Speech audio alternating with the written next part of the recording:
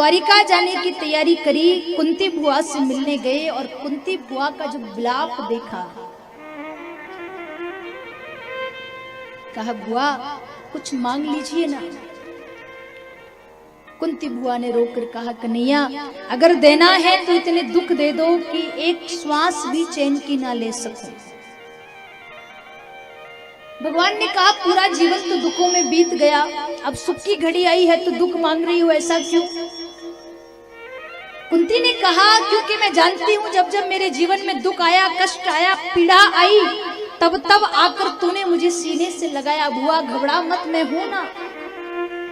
दुख की घड़ी आई तो तूने मुझे सीने से लगा लिया, और सुख की घड़ी आई तो मुझे छोड़ करके जाने लगा। मुझे वो सुख नहीं चाहिए जिसमें तुझसे दूर रहना पड़े। मेरा तो दुख ही प्यारा है, जब जब आएगा तो तू आकर मुझे सीने से लगा लेगा। जब कुंती बुआ की विरह भाव को देखा तो आज भगवान ने द्वारिका जाने से मना कर दिया। गंगा पुत्र भीष्म से मिलने गए, भीष्म ने पांडवों को धर्म उपदेश कराया, शरीर त्याग दिया, पांडवों ने दाह संस्कार किया, पुनः आए। अब भगवान दोबारा द्वारिका जाने की तैयारी कर रहे हैं। भगवान पांडवों को ज्ञान उपदेश करा रहे हैं। भगवान बता रहे हैं धर्मराज अब द्वापर युग समाप्त होने वाला है, कलयुग आने वाला है। पांडवों ने बड़ा सुंदर प्रश्न पूछा, प्रभु कलयुग कैसा होगा, बताइए कलयुग के बारे में, कलयुग में क्या क्या होगा। तो भगवान श्री द्वारिकाधीश ने पांडवों से कहा कि तुम पांचों भाई वन में जाओ और वहां जो भी दिखे वो आकर के मुझे बताओ। पांडव गए। सबसे आगे धर्मराज युधिष्ठिर थे, उन्होंने एक 2 सूंड वाले हाथी को देखा। उसके बाद अर्जुन ने देखा कि एक हंस जिसके पंखों पर वेद की ऋचाएं लिखी है वो मुर्दे का मांस खा रहा है। उसके बाद भीम ने देखा कि गाय ने एक बछड़े को जन्म दिया और उसे अपनी जिह्वा से इतना चाट रही है कि उस बछड़े के प्राण ले लिए। उसके बाद नकुल ने देखा कि 5 घड़े रखे हुए हैं, एक ही आकार के हैं। अभी नकुल ने देखा 4 घड़े खाली थे, एक घड़ा भरा हुआ था। नकुल ने उस भरे घड़े का जल निकाल करके 4 घड़ों को भर दिया, और जब एक घड़ा खाली हो गया तो चारों घड़ों का जल मिलाने के बाद भी वो घड़ा भर नहीं पाया। सहदेव ने देखा एक पत्थर पहाड़ से लुढ़कता हुआ आया, बड़े बड़े पत्थरों से, चट्टानों से, वृक्षों से टकराया, नहीं रुका, एक छोटे से पौधे से टकराया और रुक गया। पांचों भाई आए, भगवान को आकर के सारी बात बताई। युधिष्ठिर ने कहा प्रभु मैंने मेरे जीवन में पहली बार 2 सूंड वाला हाथी देखा, इसका मतलब क्या है? तो भगवान ने कहा धर्मराज कलयुग का जो राजा होगा वो 2 मुहा होगा। हर तरफ से कलयुग का राजा जनता का शोषण करेगा, जनता के सामने कुछ कहेगा, जनता के बाद में कुछ कहेगा, प्रजा के सामने कुछ कहेगा, प्रजा के बाद में कुछ करेगा। हर तरफ से प्रजा का फायदा उठाएगा, प्रजा को अपने सामने खड़ा करेगा और प्रजा की आड़ में अपना स्वार्थ देखेगा। ये कलयुग का पहला सत्य होगा। अर्जुन ने कहा प्रभु मैंने देखा एक हंस मुर्दे का मांस खा रहा था।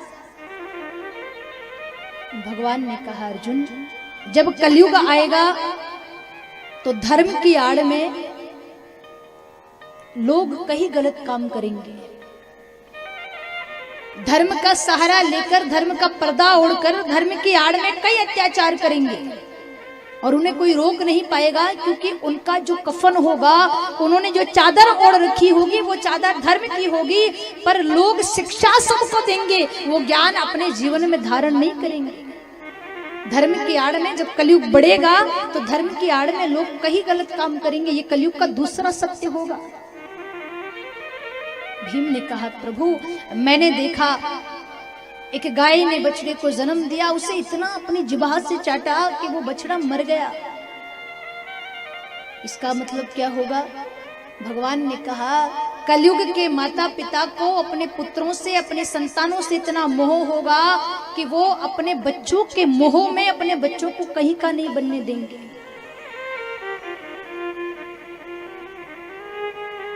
तात्पर्य कहने का अर्थ, कलयुग के माता पिता अपने बच्चे को शेर तो बनाएंगे पर पालेंगे सोने के पिंजरे में।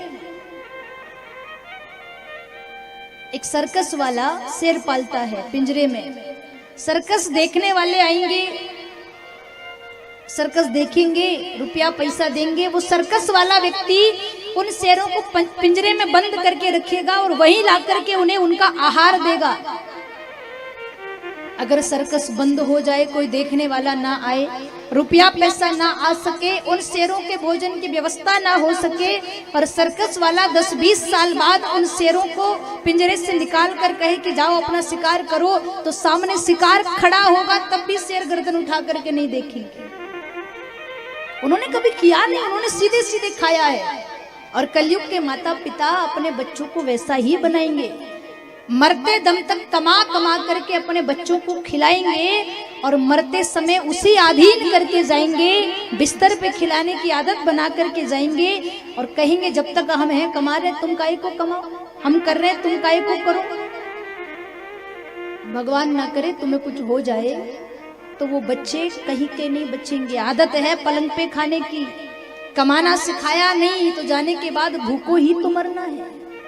सामने शिकार होगा पर वो बच्चे कर नहीं पाएंगे क्योंकि उनके माँ बाप ने उन्हें सोने के पिंजरे का शेर बना रखा है। तो शेर है पर हम खिलाएंगे, तो खुद शिकार मत कर। बच्चों से प्रेम करो, लाड करो, पर उन्हें कर्तव्यनिष्ठ भी बनाओ, उन्हें काम करना भी सिखाओ। बेटा अगर विदेश पढ़ने गया है और गांव आया है तो गांव के रीति रिवाज भी बताओ, घर का काम भी बताओ। जरूरी नहीं है विदेश गया है पढ़ने तो नौकरी विदेश में ही करेगा, हो सकता है उसका नसीब गांव में ही लिखा हो। विदेश से आने के बाद कहीं उसका जीवन ऐसा ना हो जाए, ना वो घर का रहे ना घाट का। बच्चे को हर कर्तव्य से आप उससे कभी विमुक्त मत कीजिए, हर कर्तव्य को बताइए, हर काम को सिखाइए, कमा करके लाइए, बच्चे को भी दीजिए, पर उसे बताइए कि बेटा ये 10 रुपया कमाने में तेरे पिता ने कितना पसीना बहाया है, फिजूल मत खर्च करना। आजकल की युवा पीढ़ी दर देखा जाए दिन प्रतिदिन युवा भटक रहे हैं, उसका कारण है माँ बाप अनाप शनाप कमा करके बच्चों के हाथ में दे रहे हैं। बच्चा 10,000 मांगेगा, माँ बाप 20,000 देंगे, जितना चाहे उड़ाओ, और वहीं से आदत बिगड़ जाती है। बच्चे बड़े हो जाए, जब अपना कंबल खुद उठाने वाले हो जाए तो उनसे कहो कि उठने के बाद अपना बिस्तर खुद उठाओ। भोजन करने के बाद अपने भोजन की जो थाली है उसे वहां तक रख के आओ जहां बर्तन मांजने की जगह है, उन्हें सिखाओ। कपड़े धोने वाले हो जाए तो हफ्ते में 6 दिन आप कपड़े धो लो, चलेगा। एक दिन उसके सामने भी रखो कि बेटा आज तू कपड़े धो। 6 दिन आप कपड़े प्रेस करो, एक दिन उसके सामने रखो, आज तू कपड़े प्रेस करेगा। अगर तेरे जीवन में कभी विपरीत परिस्थिति आ जाए तो उसका सामना हम नहीं तू खुद करेगा। उसे तैयार करना पड़ेगा, उसे सिखाना पड़ेगा, तब सीखेगा। विदेश यात्रा पर जाएंगे तो देखिएगा, या विदेशी लोग जब भारत आते हैं तो देखिएगा, उनके साथ अगर 5-6 साल का बालक आया है तो उसके लगेज का एक छोटा सा सूटकेस उसका खुद का होगा। वो जितना वजन उठा सकता है बच्चा खुद उठाएगा, पर ये हम नहीं करते, हम खुद उठाते हैं। और यही कारण है बुढ़ापे में पछताना पड़ता है। बच्चों से प्रेम करिए पर उन्हें कर्तव्यनिष्ठ बनाइए, काम करना सिखाइए। सोने के पिंजरे में मत पालिए, शेर बनाइए तो शिकार करना सिखाइए। बेटा शिकार करना सीखो, ये तीसरा सत्य है। नकुल ने कहा मैंने देखा 4 घड़े रखे थे, एक भरा था 4 खाली थे। एक घड़े के जल से मैंने 4 घड़े भर दिए और जब एक घड़ा खाली हो गया तो 4 घड़े का जल मिला करके मैं एक को नहीं भर पाया। इसका मतलब क्या होगा? भगवान ने कहा कलयुग में एक पिता 4 पुत्रों का पालन करेगा उन्हें पढ़ाएगा, लिखाएगा, लायक बनाएगा, उनके भोजन पानी की व्यवस्था करेगा।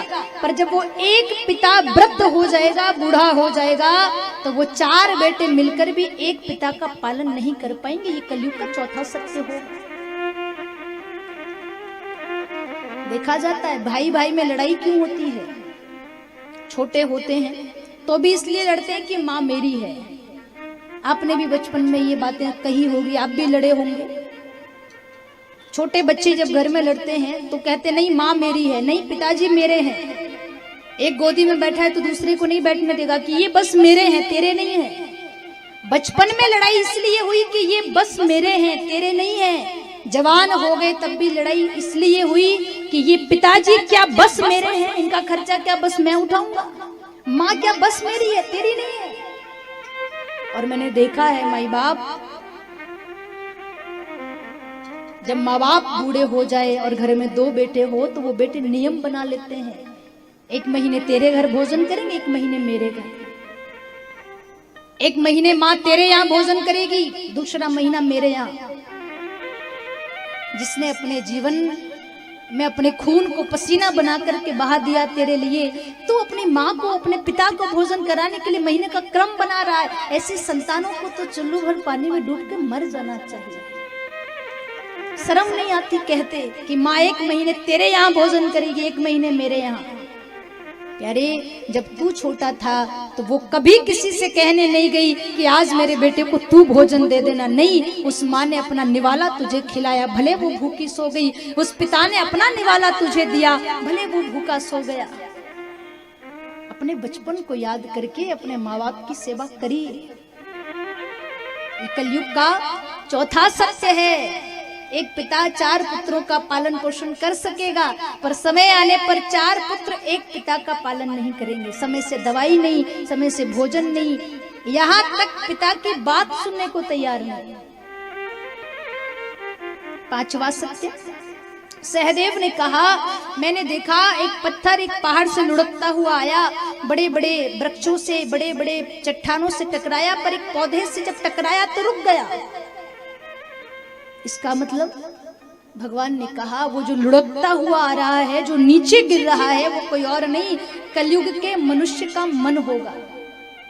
कलयुग में स्वार्थ में पड़ के, लालच में पड़ करके इंसान का मन इतना ज्यादा नीचे गिर जाएगा कि वो इंसानियत नाम को ही भूल जाएगा। इतना गिरेगा, वो कहीं नहीं रुकेगा। पर अगर कभी गलती से सत्संग या किसी संत के चरणों का सहारा मिल जाएगा तो वो 2 क्षण का सत्संग ही उसके गिरते हुए मन को रोक देगा। कलयुग केवल हरि गुण गाहा, गोस्वामी जी ने कह भी दिया, कलयुग केवल नाम आधारा। अगर फिर वो गलती से भी भगवान के नाम का आसरा ले लेगा तो वहां उसका नीचता में गिरता हुआ मन रुक जाएगा। ये कलयुग के 5 सत्य भगवान ने बताए। भगवान द्वारिका जाने लगे। इधर अश्वत्थामा ने अपने अपमान का बदला लेने के लिए अभिमन्यु की पत्नी उत्तरा के गर्भ में ब्रह्मास्त्र छोड़ दिया।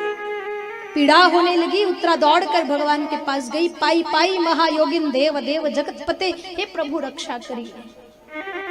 तब भगवान ने चरण के अंगूठे जितना रूप धारण किया, उत्तरा के गर्भ में गए, उस शिशु की रक्षा करी।